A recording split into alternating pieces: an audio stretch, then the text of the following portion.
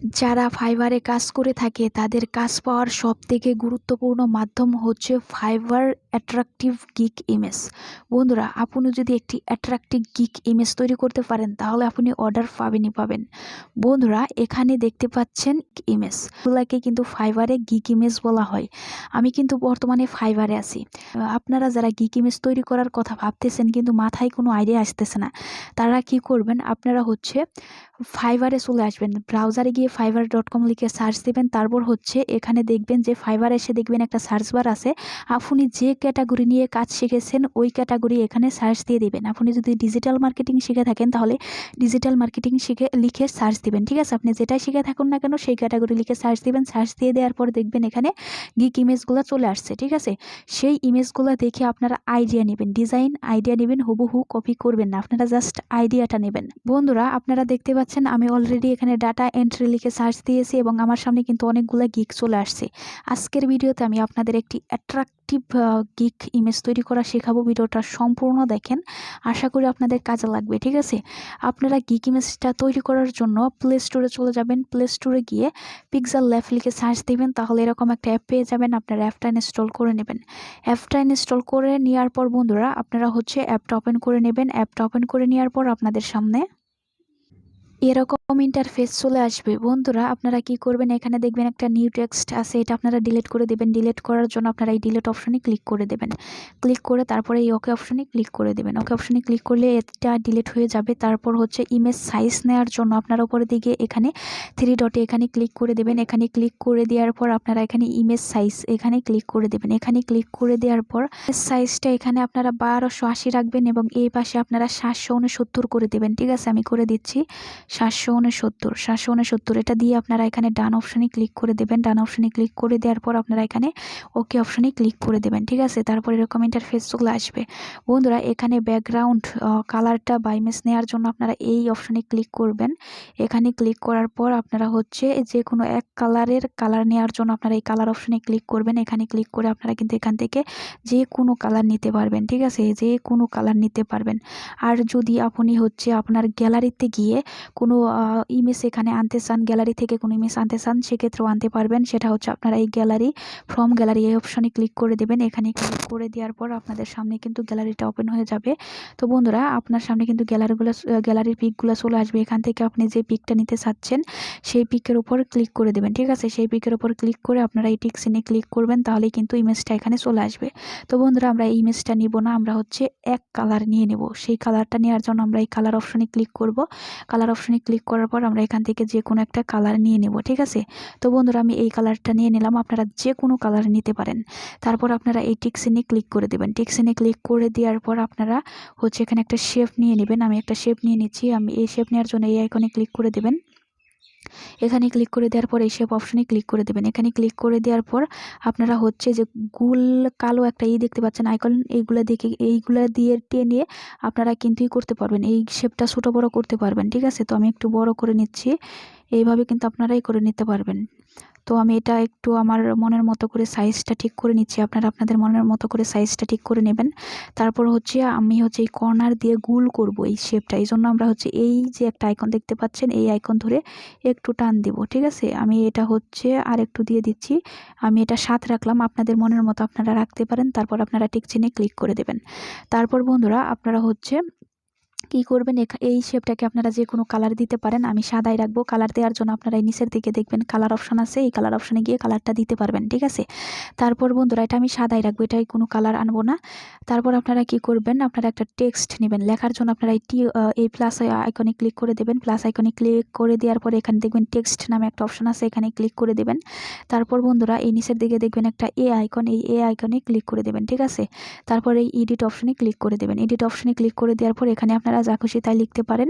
তো বন্ধুরা আমি এখানে লিখে দিচ্ছি হচ্ছে ডাটা এন্ট্রি সার্ভিস এটা লিখে আমরা ঠিক ডান, এই ডান অপশনে ক্লিক করে দেব।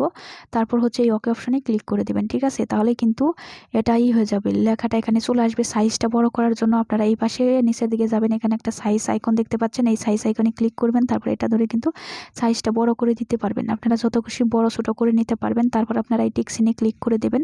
তারপর বন্ধুরা আপনারা হচ্ছে এটার ফন্ট চেঞ্জ করতে পারবেন। ফন্টটা চেঞ্জ করার জন্য আপনারা এখানে দেখবেন একটা ফন্ট অপশন আছে, এই ফন্ট অপশনে বা ফন্ট আইকনে ক্লিক করে দেবেন। ক্লিক করে দেওয়ার পর আপনারা এখানে নিচের দিকে চলে যাবেন, এখানে একটা ফন্ট পাবেন, আমি আপনাদের দেখিয়ে দিচ্ছি। আপনারা নিচের দিকে যাবেন, আপনারা এখান থেকে যে কোনো ফন্টটা ব্যবহার করতে পারেন, তবে আমি এখান থেকে একটা ফন্ট ব্যবহার করব যেটা আমি সিলেক্ট করে রেখেছি।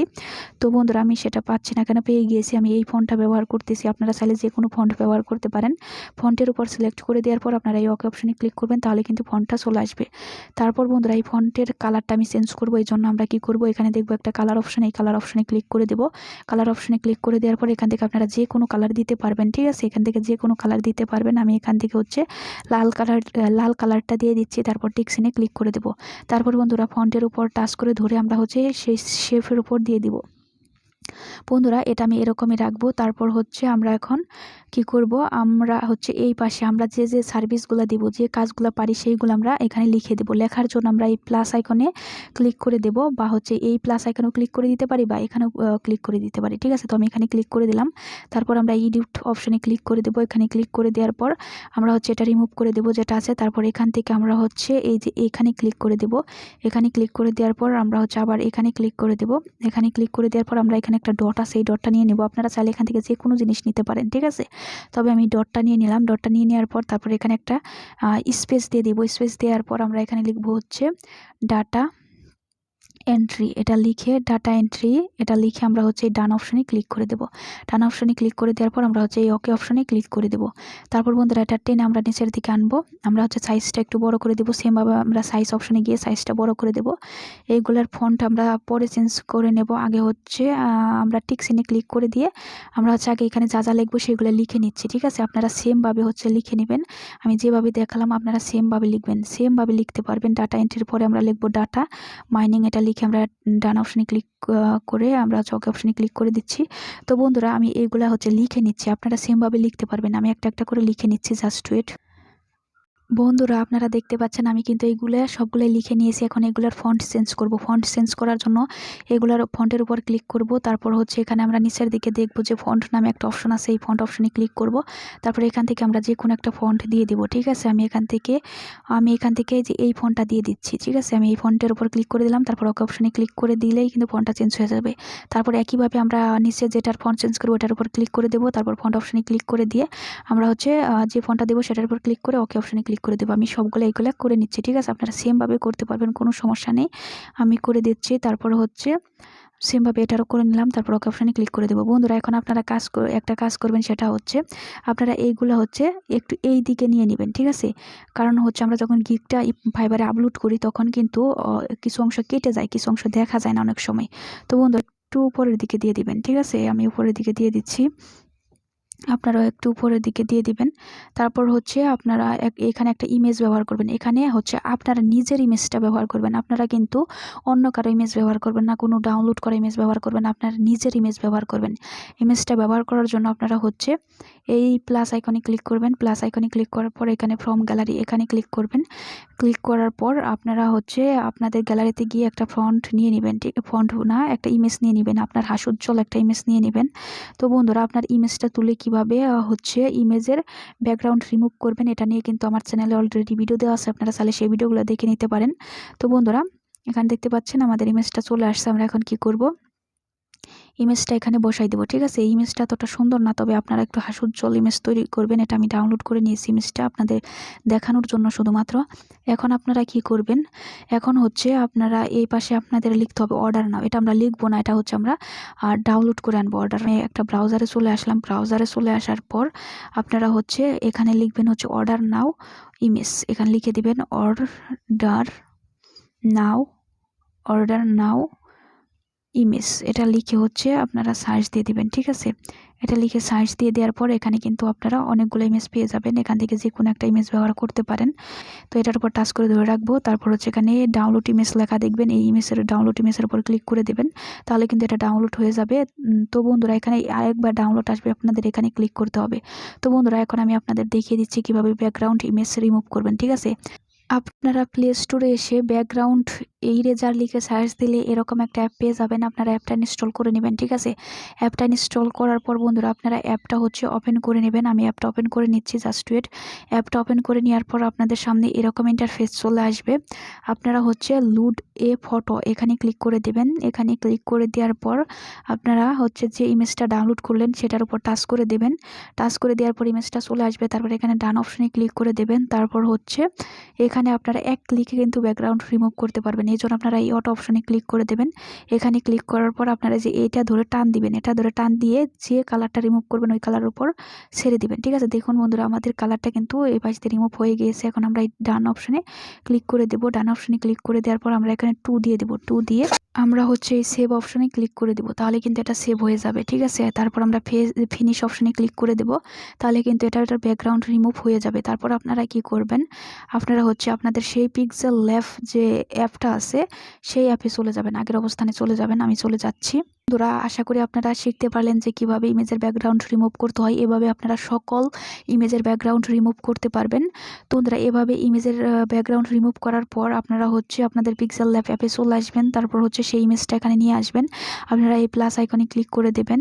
প্লাস আইকনে ক্লিক করে দেওয়ার পর আপনারা এই ফ্রম গ্যালারি এই অপশনে ক্লিক করে দেবেন। এই অপশনে ক্লিক করে দেওয়ার পর আপনারা হচ্ছে যে ইমেজটার ব্যাকগ্রাউন্ড রিমুভ করলেন সেটার উপর টাচ করে দেবেন।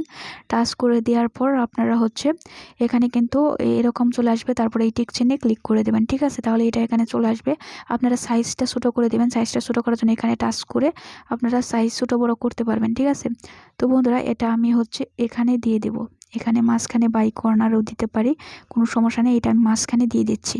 তো বন্ধুরা এখন আপনারা এই ইমেজের আপনার মনের মতো করে ডিজাইন করতে পারেন। ঠিক আছে, তো বন্ধুরা আমি মনে করি এতটুকুই ইনাফ। তো এই সাইড দিয়ে দেখতে পাচ্ছেন আপনি যে কাজগুলো পারেন ওই কাজগুলো কিন্তু অবশ্যই আপনারা স্পষ্টভাবে যাতে বোঝা যায়। ঠিক আছে, স্পষ্টভাবে যাতে বোঝা যায় যে কাজগুলো বা আপনি যে সার্ভিসগুলো দিবেন সেগুলো যেন স্পষ্টভাবে বোঝা যায়। তো বন্ধুরা আশা করি আমি আপনাদের বোঝাতে পারছি। এইভাবে কিন্তু আপনারা যদি অ্যাট্রাকটিভ গিগ ইমেজ তৈরি করতে পারেন তাহলে দিচ্ছি সেভ করার জন্য আপনারা এখানে ক্লিক করে দেবেন। এখানে ক্লিক করার পর আপনারা হচ্ছে সেভ অ্যাজ ইমেজ এখানে ক্লিক করে দেবেন। এখানে ক্লিক করে দেওয়ার পর আপনারা হচ্ছে এখানে ক্লিক করে দেবেন। যে পিজি থাকবে আপনারা এখানে ক্লিক করে দেবেন। এখানে ক্লিক করে দেওয়ার পর আপনারা এই পিএনজি এটা সিলেক্ট করে দেবেন। তারপর হচ্ছে এখানে কাস্টম থাকবে, আপনারা এই কাস্টম অপশনে ক্লিক করে দেবেন। তারপর বন্ধুরা কাস্টম অপশনে ক্লিক করে দেওয়ার পর নিচের দিকে যাবেন। তারপর এখানে একটা আলট্রা অপশন দেখতে পাবেন, এখানে ক্লিক করে দেবেন। তারপর হচ্ছে সেভ টু গ্যালারি এখানে ক্লিক করে দেবেন। ঠিক আছে, তাহলে কিন্তু এটা সেভ হয়ে যাবে। তো বন্ধুরা এভাবে যদি আপনারা ইমেজটা তৈরি করতে পারেন আশা রাখছি আপনার ইমেজে ক্লিক পড়বে। এই অ্যাপটা কিন্তু একদমই ফ্রিতে আপনারা ব্যবহার করতে পারবেন, কোনো টাকা পয়সা লাগবে না। ভিডিওটা যদি ভালো লাগে ভিডিওতে লাইক দিবেন এবং আমার চ্যানেলে কিভাবে অনলাইন থেকে টাকা ইনকাম করতে হয় এটা নিয়ে কিন্তু অনেক ভিডিও দেওয়া আছে, আপনারা চাইলে দেখে নিতে পারেন। Thanks for watching.